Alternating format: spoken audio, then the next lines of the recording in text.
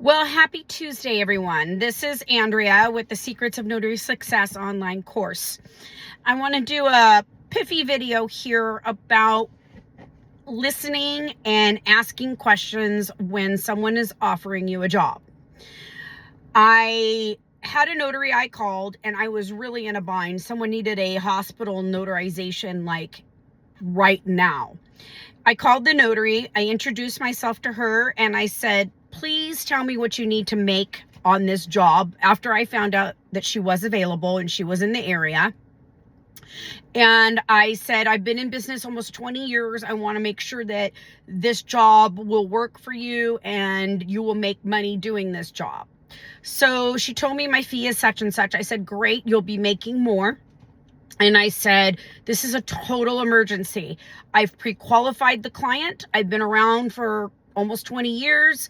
ID, paperwork, lucidity, the whole 9 yards. If you could just please go there and I will pay you ASAP.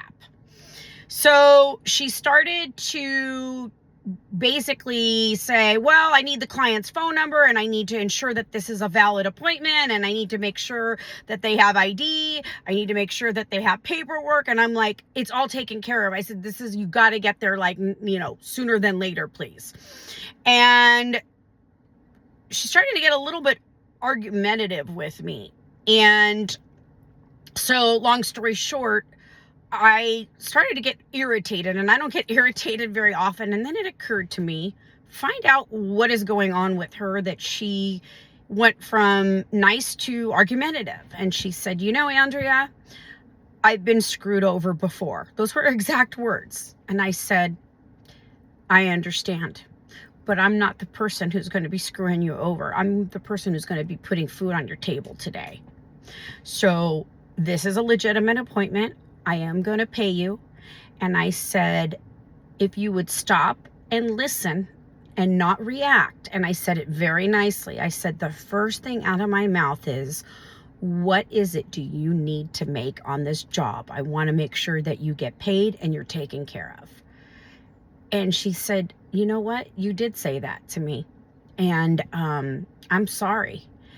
So where am I going with this? Listen when the hiring party is communicating.